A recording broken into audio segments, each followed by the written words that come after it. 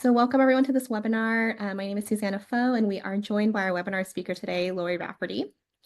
Her presentation is titled Planning for Substantial Damage, Lessons from Louisville, Kentucky. Thank you so much for being here, Lori. I think I can get us started now. We're a few minutes in. I'm going to end the poll, and if you didn't get to answering, don't worry. We will still count your attendance. And then if you feel very compelled to answer, it's still in the chat. Please feel free to do so as well. So we had two questions. The first one is, how does your community currently process substantial damage estimates? And I think I'm sharing the results now, hopefully. And it looks like there is kind of a fairly good split on using the SDE tool and using manual processes and spreadsheets. That's fairly common, I think, when we hear from communities across the country. Is that what you expected answer-wise, Lori? Yeah, I think that's that's kind of what we do too. So that makes sense. Yeah. And then obviously people answering that, they don't have a formal process, but are exploring options as well. And then also, using other softwares or using Forerunner, for example. And the second question was just for fun questions. As we enter 2025, are you a fan of making New Year's resolutions? We're fairly split here with more people answering no. I don't know, Lori, are you a yes or a no? I like the idea of it, but I didn't make any, so I guess I'm kind of split. But Yes, I would have voted yes. I agree with that sentiment. I was like, oh, actually, I feel like the New Year snuck up on us this year, for better or for worse. Awesome. Okay. With the poll out of the way, we can get started. So for those of you who have been here before, we like to start with housekeeping. We're recording this presentation. We will share the recording as well as the presentation on our blog and then also via email after this. If you have any questions, feel free to use the Q&A or the chat to ask questions. What I'll do is, as Lori's presenting, I'll gather everyone's questions up and ask her at the end. And then also, please feel free to introduce yourself in the chat, as Megan sort of noted. And then lastly, if you are a CFM and you'd like a CEC, there's a post-attendance survey that pops up on your web browser after we end the webinar. And so if you can fill that out, that would be great. We'll also send out the survey in our post email in case you miss it as well, to make sure that you get your CECs, and then we'll email the certificate to you, and then also the list to ASFPM. So lots of housekeeping, but hopefully, if you're here for continuing education credits, we will get you that. Awesome.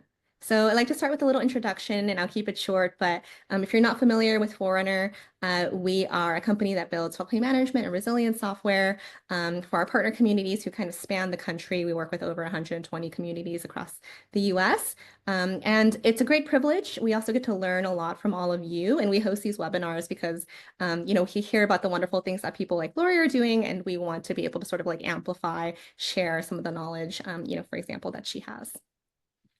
And then, if you're not familiar with the software itself, just a quick overview is that, we are built with the mission to sort of empower government agencies to do more with what they have. And so a lot of the work that we do focuses on flood compliance, public education, things like that. We're particularly excited to host Lori today because the topic of substantial damages has been something that we've been working really hard on as well. We've been growing our suite of post-disaster tools. And then sort of, as you see here, our new substantial damage estimation tool has been pretty heavily used by our partners after Hurricane Helene and Milton. And so we're very excited to learn from Lori about what her best practices are in Louisville. And with that, I will introduce Lori, and then I'll also stop sharing screen so she can share screen while I'm introducing her. So we are joined by Lori Rafferty, sorry.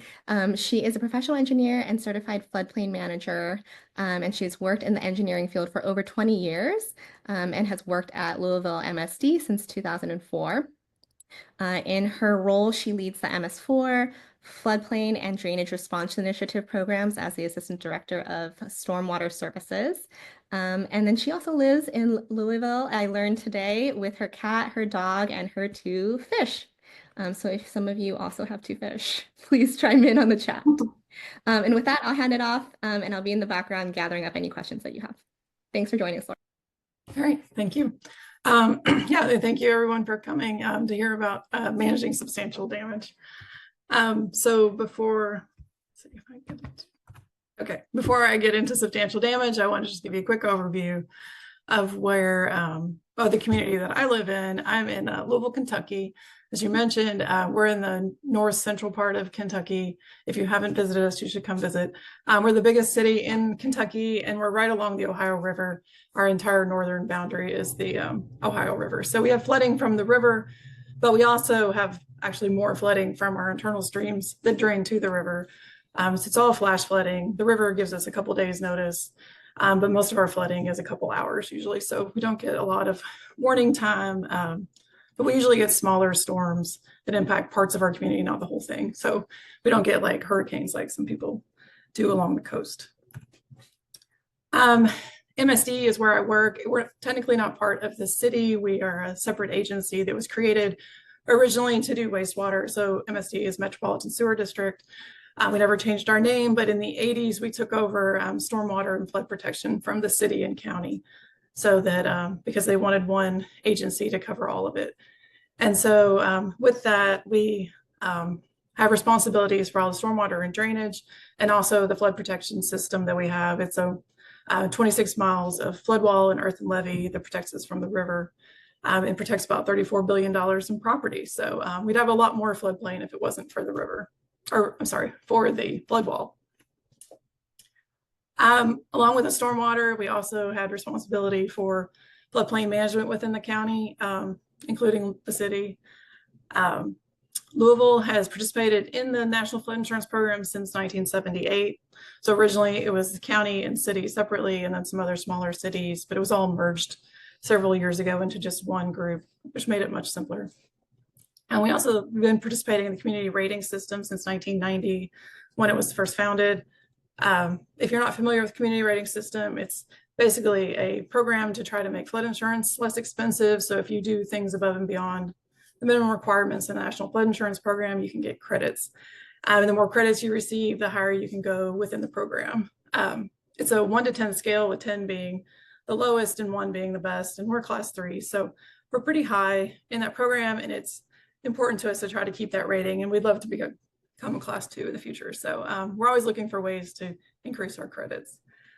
We have about 11% of our county is floodplain. So it's a pretty big chunk of the floodplain, or of the county, for an area like Kentucky, where, you know, it's not all coast. And then that means we have about 10,000 homes and businesses that are regulated by our floodplain ordinance. So if you're not in the National Flood Insurance Program, you know you have to have a flood insurance or a floodplain ordinance. And one of the main requirements of the floodplain ordinance is, well, there's 2. You have to elevate everything, right, if you build new things.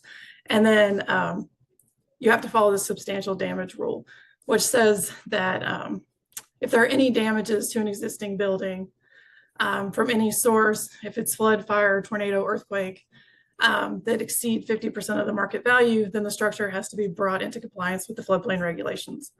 So if you have structures that were built before your ordinance went into effect, a lot of times they're too low.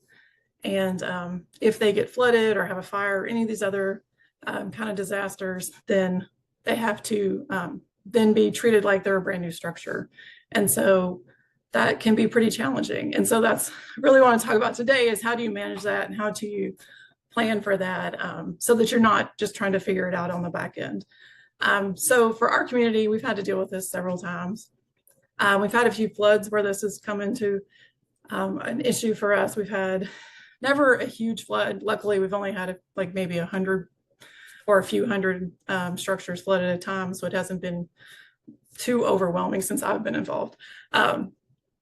And then we've had a few fires that have happened kind of just individually to properties, so that they've had to deal with that. And that's definitely an interesting conversation when someone's had a fire and then they're being impacted by this floodplain ordinance. It's confusing, I think, to people sometimes, that it's not just about flooding, it could be any source. So just trying to help people understand what the rules are, and then if you can, let them know about it ahead of time is always good. So why do they have these rules? Well, I mentioned it's required in the National Flood Insurance Program. If you want to be part of that program, you have to have an ordinance, and it's one of the minimum requirements. But I think the reason is they want to reduce flood losses in the future. Just like these photos show you in 2017, there's a house here that obviously flooded. They don't want to keep flooding over and over again. You don't want to just keep permitting people to put things back and spend more and more money when you know that they're in danger of flooding again. They want you to elevate the building so that they're less likely to flood. So you can't guarantee they'll never have flood damage again, but you can greatly reduce the chances if they elevate. So I think the idea is just reducing flood losses. So who decides if something's substantially damaged? Well, you have the rule, obviously, but you have to decide what's 50%, and that can be challenging. The local government person has to make that decision. So in our community, it's the floodplain manager, which is myself. So that is something that I obviously get help with when we have a lot of these. But for any of the more challenging ones, or especially if we're going to say it's substantially damaged, then I've always gone out and actually looked at the building. We've gone through it. We go inside. You really can't tell if something's substantially damaged if you just look at the outside. You really have to go inside and see what the damage is. So you have to coordinate that with property owners. So we always do visual inspections. We like to use the substantial damage estimator as kind of our I guess, proof to show exactly why we declared it substantially damaged. But we also consider contractor estimates to help us understand what needs to be done to fix it, the claims information that they have if they have insurance, and then just understanding how much flooding they had is definitely important so that you can understand that. But the community is allowed to choose the version that they like. We like to kind of use all of this information when we're doing it because it's such a big deal to tell somebody that they have to elevate their house or move their house. So we want to make sure that we have lots of documentation to prove that it makes sense. So what happens if you say they're substantially damaged? Well, I just kind of mentioned that. If it's a residential structure, they have to elevate the structure, which is not necessarily technically feasible sometimes. So that's hard.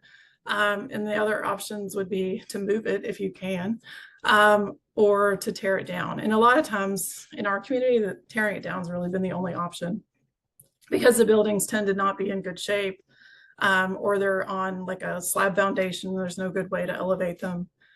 And so, or it's just very expensive.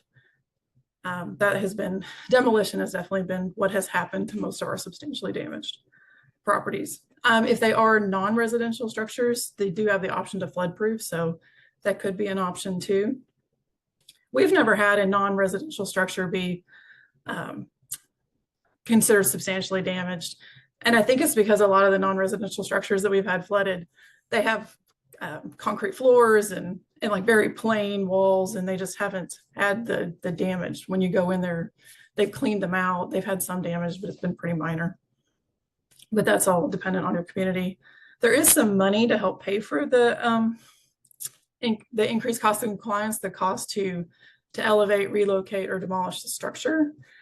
Unfortunately, they have to have flood insurance carried through the NFIP. So if they have private insurance, it doesn't count. And it also has to be damage from a flood. So if they have a fire, they can't use it, or any other source. And it's only $30,000, which I don't think is enough money most of the time to do that, unless you just want to demolish the structure. That's usually enough money.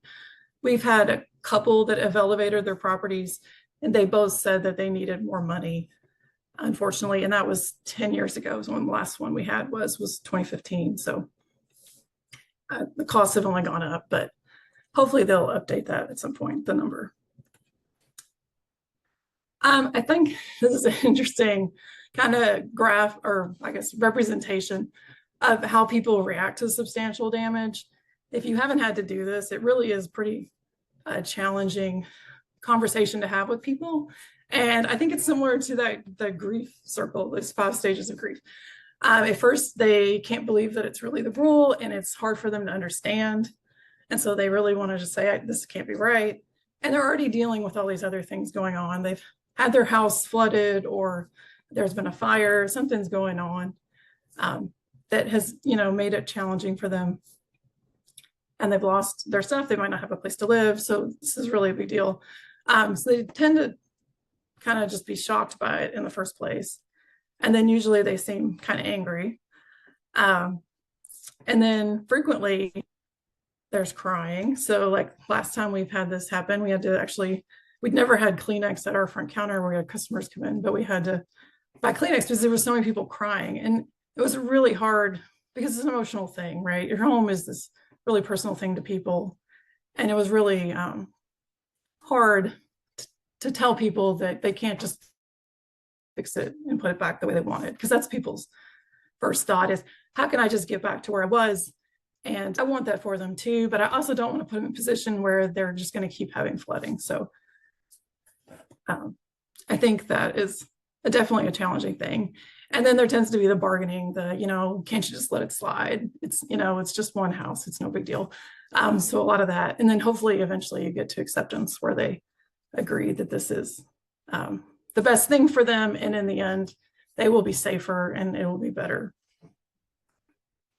So to avoid that whole conversation and that whole cycle of terrible conversations, I think that planning for substantial damage is really a good thing that every community should consider. CRS came out with this substantial damage management plan option in their 2017 addendum.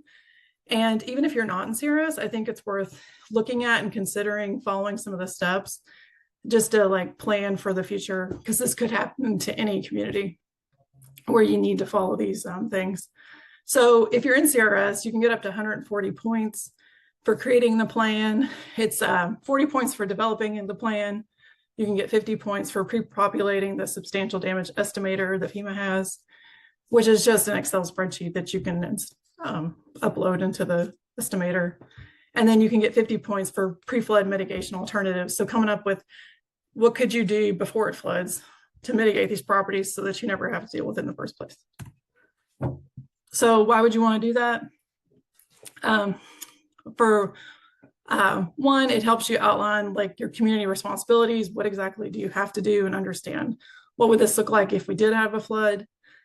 You identify the buildings that are in your floodplain and collect all the data you have to better do the substantial damage estimates in the future when you need to. It helps you describe what your approach will be. How do you want to decide what the damages are?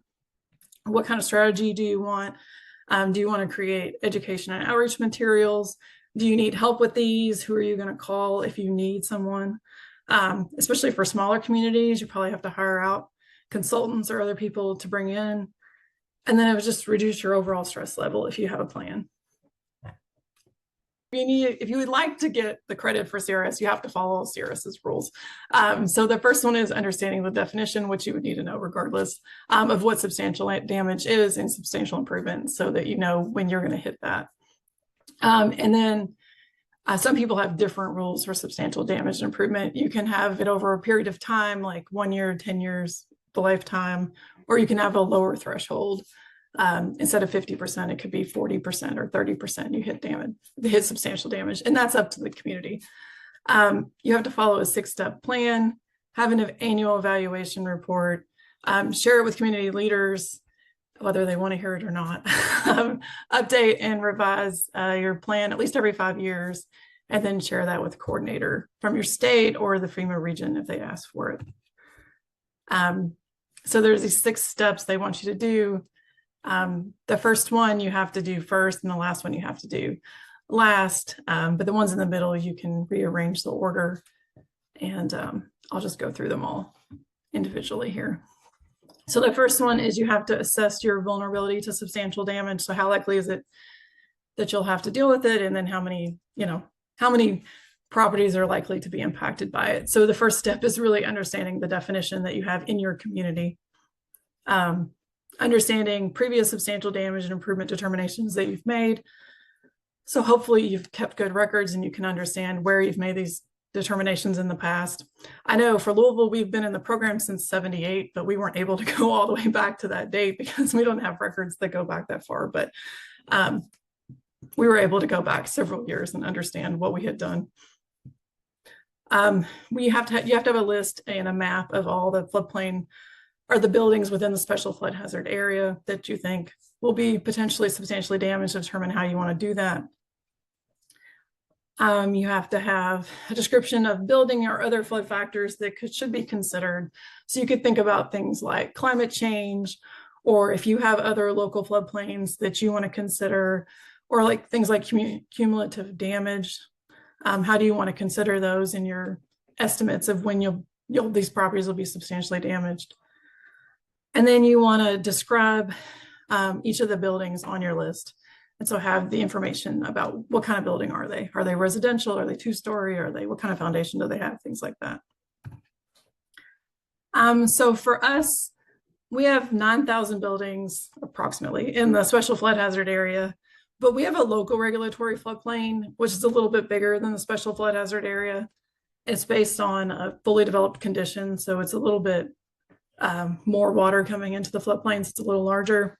We've also mapped areas where we know that they have flooding issues, so they might have too small of a watershed for FEMA to have mapped it, but we know that there's issues, and when they develop, we want to make sure that they're developing in a wise way. So we've developed floodplains in areas that are maybe upstream of where floodplains end for FEMA. So we have an extra 1,000 properties. So we don't have 19,000, we have 10 total, the 9,000 plus an extra 1,000 that we looked at in this. And they're all impacted by our ordinance. So we already luckily had estimated first floor elevations for our buildings in the floodplain. And so that was really helpful. If you don't have that, you probably do need to find some way to estimate that. The way we had done it was we hired a company that used GIS and looked at the lowest Jason grade next to the buildings, and they looked at the stairs on each building and counted and estimated a certain height per stair and the estimated first floors. We did integrate any of the elevation certificates we have so that if we had real survey data, we use that instead. And so we were able to get first floors for all of our buildings, which was really helpful. Our PVA data gave us information like number of stories, whether the building had a basement or not, square footage, construction type, things like that. And so we used all of that data to understand what kind of buildings were in the floodplain. And then I asked our GIS guys to determine a flood elevation for each structure. And they were able to do something, and I don't understand exactly how it worked, but they used GIS. And they were able to take our flood elevations from our models and assign a BFE to each one, which was really helpful. In areas where we had confluences of two different streams, sometimes they got a little wonky and we had to go in and change them and fix it because they tended to be a little high in some places where the streams came together, but we were able to just manually override those and come up with a flood elevation for each structure.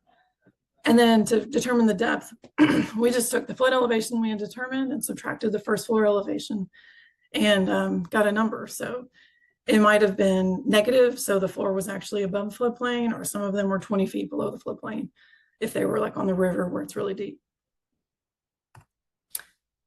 And then we took that depth of flooding and we used the, the Corps of Engineers depth damage curves. So we looked around and did some research, and we decided we thought this made the most sense, and it had the most, it had been based on previous damages that they had seen. And so we thought this would be a good option. So they're really easy to use. They only have residential information, unfortunately, but we just used it for both commercial and residential. But they broke it down into structures that had basements and no basements, and one-story structures and two or more stories. So if you wanted to know if you were going to have 50% damage, you just had to go to the 50% damage area, go over to the curve. And this was, in this case, a one-story, no basement structure.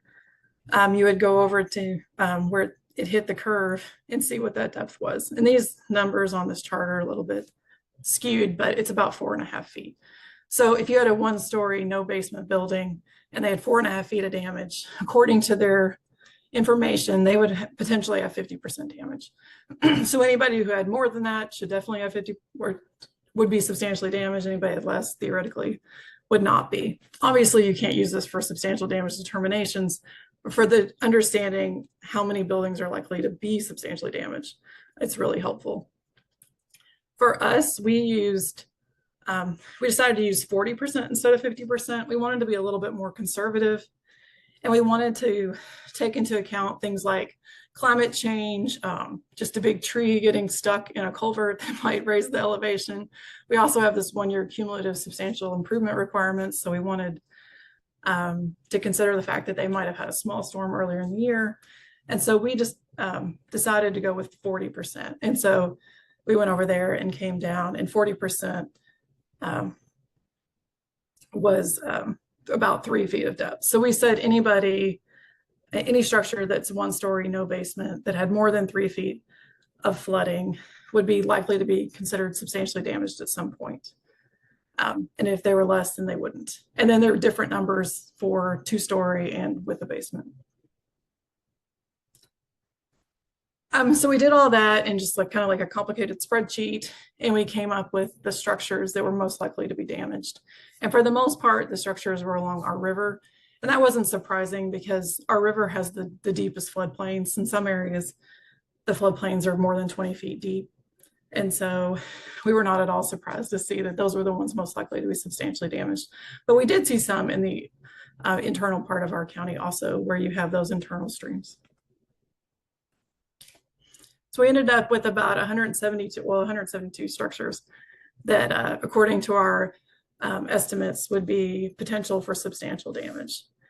And I broke it down here just in the 1 story, no basement was the most likely or the most frequent occurrence. And that I think was more about what kinds of buildings are built in the floodplain than anything. But mostly on the river, people don't have basements, obviously.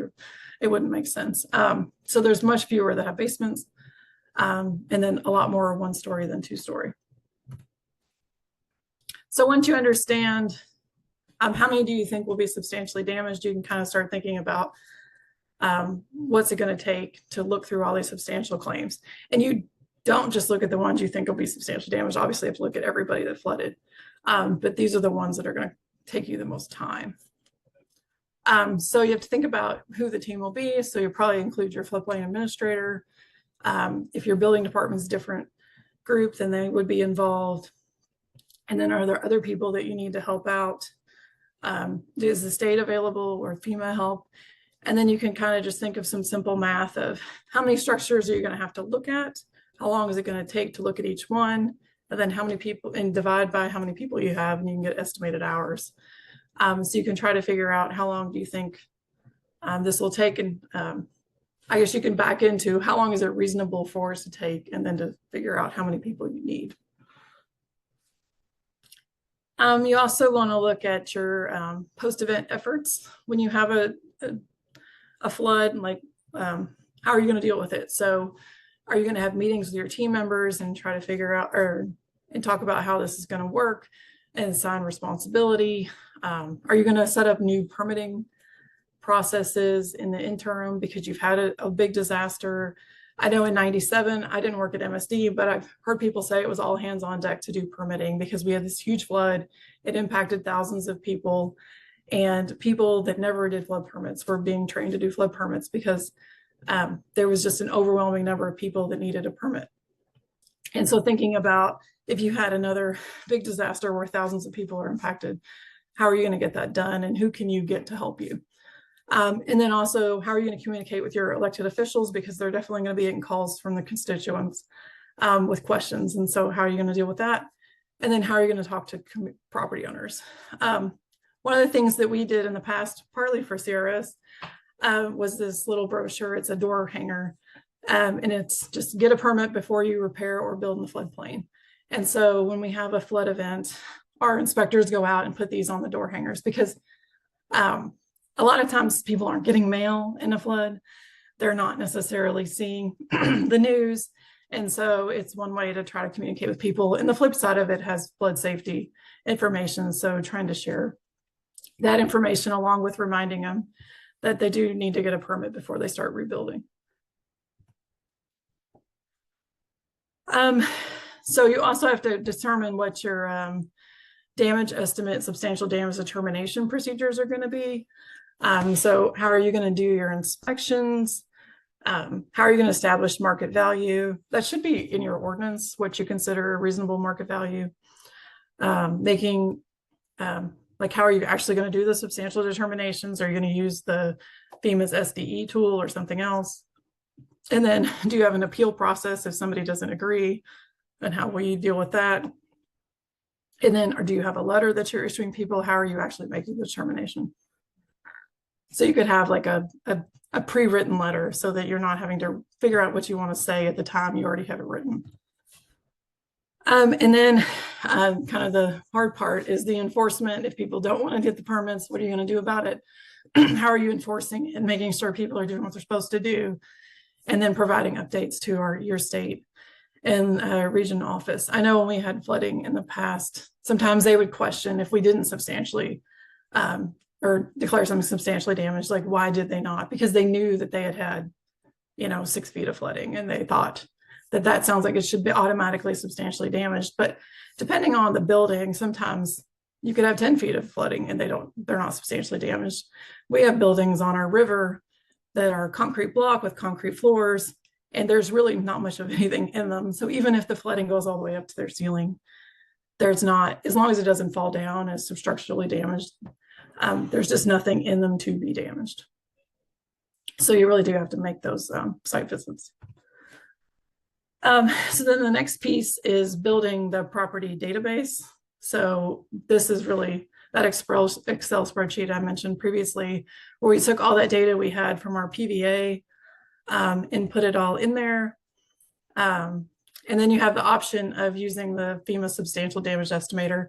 And if you look at their directions, you can see where you can set up this spreadsheet in a way that it'll just automatically upload into the damage estimator tool. So it's relatively easy to set it up that way. And then as long as you keep it in that format, it should work. And then this is the step that I like.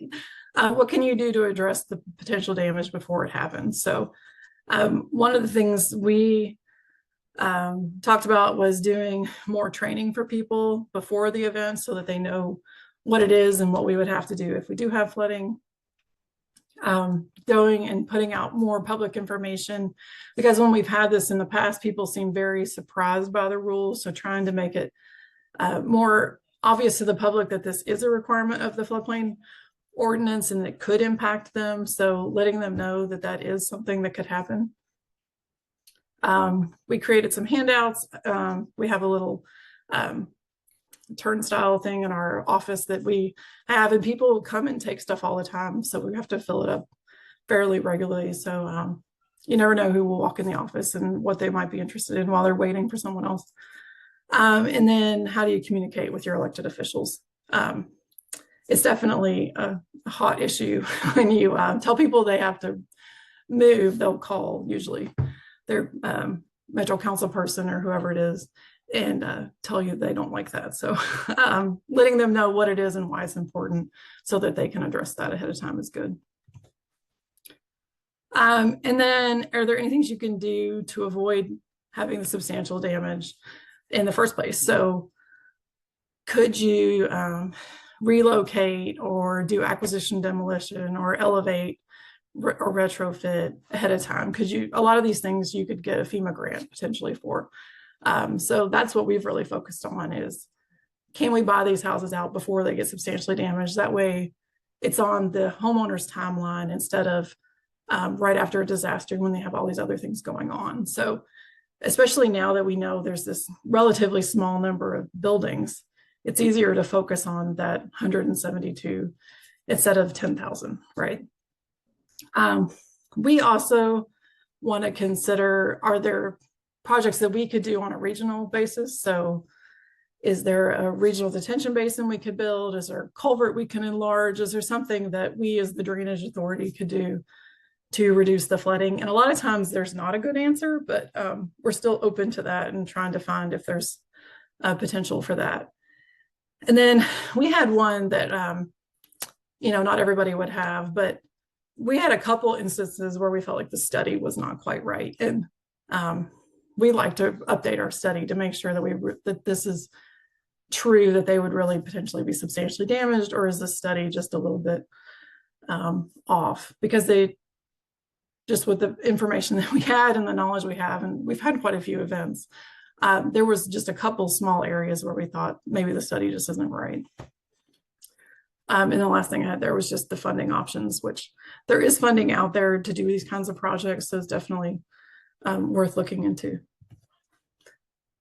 So in the end, this isn't easy to read, but it basically was a spreadsheet that we created. We looked at the flooding source. We grouped everybody into areas so that they would have that had similar like geographic areas that they were just close together, basically. We gave everybody an identifier because we didn't want to put the addresses in there. And then we looked at, could it be relocated? Could we buy it out? Could we elevate, retrofit? Do we think there's a regional project that we could do?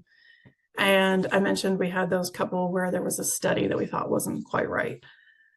So we looked at each one. We tend to favor acquisition and demolition, mostly because we have flash flooding mostly. So if you elevate, people tend to still be trapped in their house. They don't have time to get out. And so we don't favor that most of the time. But we did as an option on a few areas where we thought it made more sense. Retrofitting, we only reserved for commercial for us that made more sense. And then there's one there you can see that has a flood project that we thought we could probably do in the future. So you want to go through this and look at each one and say, what are the mitigation options? And then you go through the procedures of how you're going to update the plan. So how frequently you're going to do it, what process you're going to use.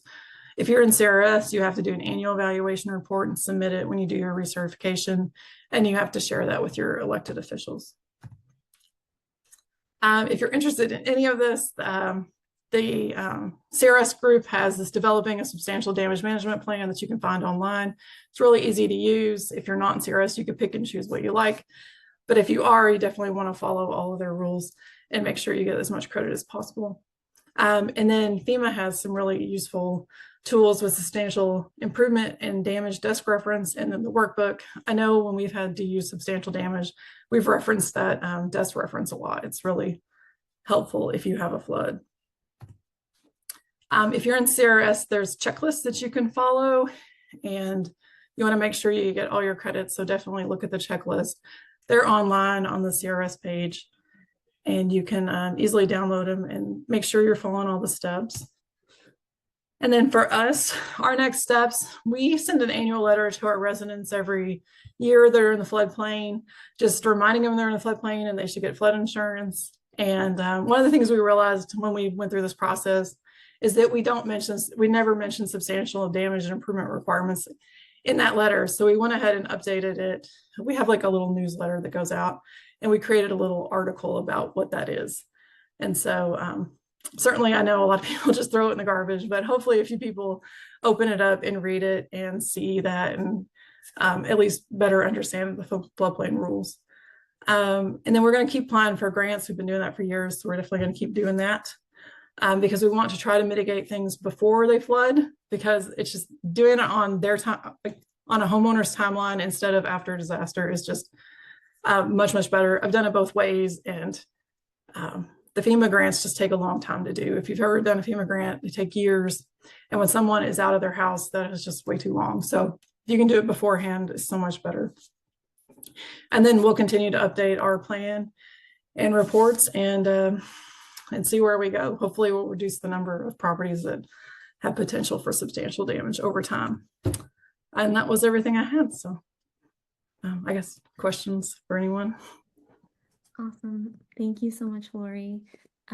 Super informative. Really appreciate you walking through each of those individual steps.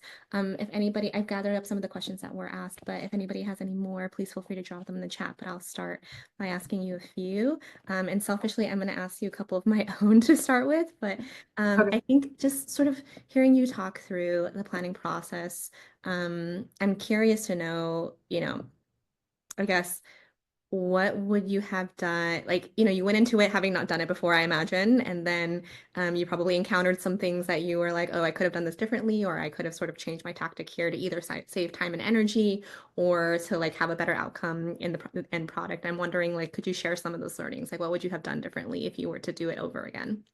With the planning, Yeah. I think we spent a lot of time trying to find ways to determine what the substantial damage would be. And in the end, we just decided to go with the Corps' their substantial damage curve. And I think we thought it needed to be more complicated than what it is, but it truly is just if it's 50% and you follow the curve and it's this many feet. And for whatever reason, we thought that was too easy. And we spent a lot of time talking that out. And in the end, I mean, it makes sense that, you're going to pick a depth. So I don't know why it took us, multiple meetings to decide that that's what we wanted to do. But after talking to lots of people, that seemed like the obvious solution, and it just seemed too easy, but I think it was okay. I can relate to that because I think that sometimes when solutions feel like they're too easy, I'm like, that can't be it. That makes sense. I think sort of relatedly, you talked about sort of thinking about like more complex solutions to that specific problem, but I was also sort of reflecting on the fact that I think one of the daunting things about doing the planning process in general is mostly what you covered in step 3. It's like, how do we make decisions across potentially multiple departments, a very large jurisdiction, around sort of how we're going to approach some of our post-disaster workflows, right? So you outlined very quickly, like, we decided like how we're going to enforce, what methodology that we're going to use, et cetera. But those are all really big decisions that like sort of implicate lots of different people. So I'm curious, sort of how was that experience for you? How did you run it? Was everybody sort of like on board to do the planning process in general? So you got everyone in a room pretty easily, or was it hard to get people in the room? Just sort of any color there would be awesome. We've really been tasked with this within MSD. So for us, it's a little bit easier, I guess. It's within our department, and so there weren't as many people involved. Yeah. And we've done it a couple of times on smaller scales.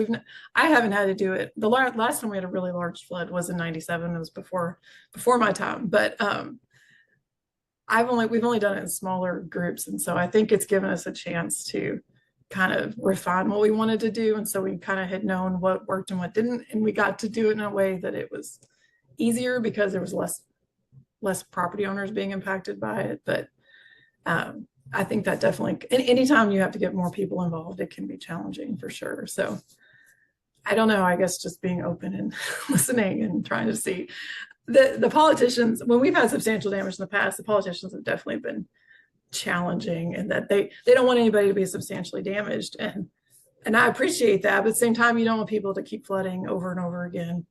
And so just trying to explain to them why the rules are there and why they're important is, I think, important. And, it's hard to get them to be interested though, until it actually happens, I think. So it's just the lesson is like be a reasonable and collaborative human, and hopefully Maybe, I don't know. Yeah, that makes Well, sense. I understand what the bare minimum is, so that you don't go below that. Maybe along sort of like those lines, Paul Osmond just jumped into the chat and sort of noted that there are a few states that have really great sub-dam plan templates, including New York, New Jersey. Shoot, I think MO is Missouri, right? I think so. Yeah. The M's really confused me. And I'm wondering, is there anything else? Grace jumped in to reinforce that it is Missouri. Are there other plan templates or other plans that you sort of reference as you're going through the planning process that were impactful to you, other than what sort of Paul stated? We really followed the CRS document. I think when we did it, it was still pretty early on and it hadn't been used that much. So ours is a couple years old now, and I don't know that there was a ton of examples at the time, but I bet there's a bunch more now that people have had time to look at it. Yeah, that makes sense. And Rebecca's also calling out in the chat that the ASFPM's publication for elected officials and around messaging could be helpful relative to what you were sort of talking about, like how do we make sure that the elected officials sort of understand the purpose of our work and sort of why it's important to work on some of these things. And then on that note, she also asked to confirm just something that you stated earlier. You said that you don't only use depth. Is that correct? For the substantial determination. I think so, yes. We've never used just it listed just depth, like if it was over 5 feet, it just automatically was substantially. We've never done that. We've always gone into the building and looked at the actual damage and looked at, the floor is damaged and needs to be totally replaced, and the walls are damaged, but only the bottom half needs to be replaced. We've always gone and do a detailed what exactly needs to be replaced and what's damaged. We've never just like blanket decided Mostly because there's So, just so many variations of construction that I think that would be hard to do. yeah, yeah, that makes sense. Yeah, and then also I think, increasingly as like there is more scrutiny, just making sure that you're able to sort of like be really clear on your methodology and like sort Yes. of to say that you've been really thorough sort of in your determinations makes a lot of Yeah. sense. We've always gone in and taken photos, so we have like record of exactly what we saw. Um, Yeah. yeah. And then this is a clarification question, I think on the front of like sort of like what are you ended kind of talking about some of your next steps and some of the ongoing things, and you noted that one of the requirements is to sort of do an annual evaluation report. And one of the questions that you got was just if you can elaborate on what is part of that annual evaluation report. Um, you have to, I haven't done one in a while. We're quizzing you I now. remember, yeah, they have specific requirements that you have to include. And there's actually a template on the CRS website that has the specific requirements. But you don't have to go back and completely redo the whole thing. You have to look at like what's happened since, like, have you had a flood? Have you had anybody substantially damaged? Well, is there any substantial damage? It could be any source. Again, um, and then have you done any mitigation? Things like that. And I might be missing some steps, but it's on the CRS website. They have a specific template that they list like 5 questions that you have to answer. It's relatively easy. Awesome. Yeah, and we'll link to it in our follow-up email as well so that people who are interested in sort of seeing that list can grab it. And then I just have one last question, and it's kind of I was reflecting on our last webinar speaker was sort of their presentation was centered on resident communication and sort of like how can you tailor resident communication to be as like effective as possible when you're communicating like fairly complex things like flood risk. And I was thinking about your door hangers. And I was wondering sort of like, if you were able to, a lot of like the public comm stuff ends up being governed by budget, but I'm wondering if you could like wave a magic wand and you could do anything to sort of inform the public about some of your planning work, but then also generally about their flood risk more broadly. What would you want to do? Money aside. I think probably more what we've done generally is like send out letters and put things on our website, but probably doing if we had more money, paying like to have more of an ad campaign where you're getting social media and TV and radio and hitting all the different, because some people only listen to the radio or only watch TV or only, I mean, I guess everybody has a little bit of all, but there's some people that don't like computer. We have a lot of older folks that don't use computers at all, and then younger folks who never watch TV. So I think it probably would be, you'd probably reach more people if you could do paid advertising to try to get people, but it's hard to get their attention for sure, enough to care to listen. But if I had more money, that's probably what I would do, is try to do some kind of ad campaign, pay an actual ad campaign people to come up with something catchy, and then and put it on multimedia. Yeah, that makes sense. And then I said I had just that one last question, but I'm realizing I have a few questions from our internal team. So I'm just going to do one more and then I'll let everyone go. Um, and I see that Paul also is putting in the chat like a little bit of info about the annual evaluation report too. So thank you for that. But I guess the question is, along the lines of like if you had more money, et cetera, right? If like in the context where resources are limited, which is like every community that we sort of we work in and that like probably everyone works in, how do you think about the balancing the need for proactive planning, like doing some of this planning work, and then also sort of responding to some of the more immediate needs of your community? Or how do you talk about it internally, I guess is the question. Um, I have found that it's much easier to proactively plan than to do it on the back end. So we've really pushed to make time. You're always busy, there's always things to do, but we've really pushed, and we have goals, where we're supposed to get things done. So we set goals every year, and we try to tackle what we think is reasonable and what we think is most impactful. So like CRS, you can choose what you want to do, which I think is one of the good things about the program, is you get to choose what things important. And to me, I think because we had dealt with substantial damage in the past, when I read this particular one, I was like, oh, this is one that I really not only do I want the points, because I always want the points, I really like the idea of what you're doing and thinking about this. And I like that it's a step-by-step way to really think about all the different pieces of substantial damage and what can I do. And and then now that I know who I think probably is most likely to happen, how can I try to mitigate that ahead of time? Yeah. So, I don't know. Well, To me, it's just a matter of taking I don't know, you start to set a time because there's always a reason not to do something, but that's definitely true. As we're thinking about New Year's resolutions, remember that Lori said that there's always a reason to not do something, but maybe you should do it. yeah. Um, I think that just kind of reflecting our presentation and your work, like I would say that it seems like that amount of care sort of comes across, like, in you saying, like, we didn't just want to settle for something that seemed easy, but we wanted to sort of like do something that felt like reasonably impactful and reasonably helpful. So check out Louisville's SGP if you want to see a great one. Awesome. Okay. I don't think that there are any more questions that have been asked. Laura, I want to thank you so much for sharing your insight with us. Oh, sorry, Jess wants to circle back to her question. So there's a question. Sorry, I'm just gonna spring like I said the last one was the last one, but this is the last one. She had a question about SISD for pre-post firm structures. And so I think the question is sort of like how might substantial damage differ for post-firm structures versus pre-firm structures?